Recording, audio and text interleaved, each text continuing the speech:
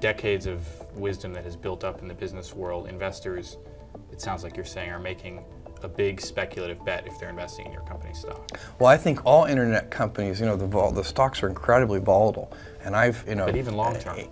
Long term, I believe that it's very easy to predict that there are going to be lots of successful companies born of the internet. They're going to have very large market caps and so on. I also believe that today, where we sit, it's very hard to predict who those companies are going to be. So you can make bets on these things, and I think that Amazon.com, if we're not one of those important, lasting companies born of the internet, we will have nobody to blame but ourselves, and that we will be extremely disappointed in ourselves. But there are no guarantees. It's very, very hard to predict. If you go back and look at the companies created by the PC revolution, in 1980, you probably wouldn't have predicted the 5 winners. The 5 biggest winners. There have been lots of winners, actually. So this space is a little different, and brand name may mean more, and there's some increasing returns kinds of things may mean more.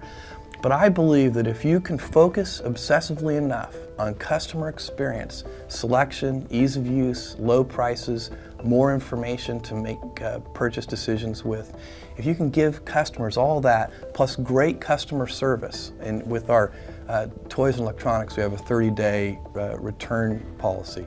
If you can do all of that, then I think you have a good chance, and that's what we're trying to do. You're not really a pure internet company anymore either, are you? I mean, you've got millions of square feet now of real estate. You've got a huge and growing inventory of items that you keep in stock. We do whatever. And you've got thousands and thousands of employees now. Yeah, we have over 3,000 employees and over 4 million square feet of distribution center space. And those are things I'm very, very proud of, because with that distribution center space and half a dozen distribution centers around the country, it allows us to get product close to customers so that we can ship it to customers in a very timely way, which improves customer service levels. That's what we're about. If there's one thing Amazon.com is about, it's obsessive attention to the customer experience, end to end. And that's what those distribution centers are for. But you're not a pure internet play. It doesn't matter to me whether we're a pure internet play. What matters to me is, do we provide the best customer service? Internet, schminternet, that doesn't matter. Well, but it does matter to your investors to know whether they're investing in a company that No, they should be investing in a company that obsesses over customer experience. In the long term, there is never any misalignment between customer interests and shareholder interests. Well, that's the same argument that somebody at Walmart would make as well, wouldn't they? I don't see why not. I think they should make that argument. So it's a correct argument. Okay, so you'll open as many square feet of space, physical space, as you have to, hire as many employees as you have to service customers, absolutely. And we'll do it as rapidly as we can. That's a very cost-intense proposition. Not compared to opening an equivalent network of retail stores. So if you open a bunch of chain stores, look, when we open a distribution center, we're opening places that may have, where we may pay 30 cents a square foot for a lease, instead of paying $7 a square foot, which you might pay in a high-traffic retail area. So when you compare those things, they're not the same. You can't compare a big chain of retail stores to half a dozen distribution centers. It's just not, it's bad math. Okay.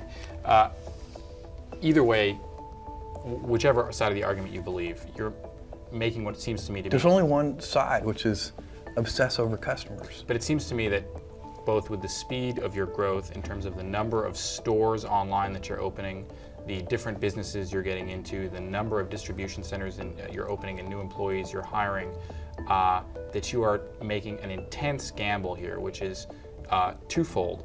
One, that you can run this number of businesses, different businesses, well, and two, that you can make money by selling vast volumes of product at essentially razor-thin profit margins. I think that the first one in particular I agree with wholeheartedly, which is that there's no guarantee that Amazon.com can be a successful company. What we're trying to do is very complicated. There's huge execution risk involved. We have a terribly complicated business. We're growing, historically very rapidly. We're opening new product categories. We're expanding in new geographies. We have whole new business models with things like auctions.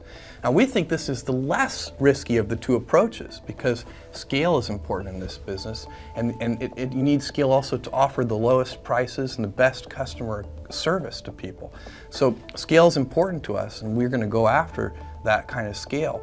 But it does mean that the executional challenges are huge. And so you'll find a bunch of people back in Seattle and around the world working very hard to make sure we service customers at the level that they're used to, and then even improving that. Isn't it, to some extent, a certain amount of, with all due respect, corporate arrogance to assume that you can come into these businesses, which you have no experience in, and virtually overnight enter a huge variety of different businesses and become the best in those businesses and the market leader in those businesses and execute those well, when there are other companies that have been running these types of businesses for decades, if not more? I don't think so. So you know, when we first started selling books 4 years ago, everybody said, look, you're just computer guys, you don't know anything about selling books. And that was true, but we really cared about customers, and now we know a lot about books. And when we first started selling music, people said the same thing. But we hired the right people. So we don't do this in a vacuum. We go out and hire the best industry experts in each of these categories. That's the same with toys and electronics. So, you know, we take this very seriously. We take the commitment to the customer very seriously. And we're not about to release something or announce something before it's ready.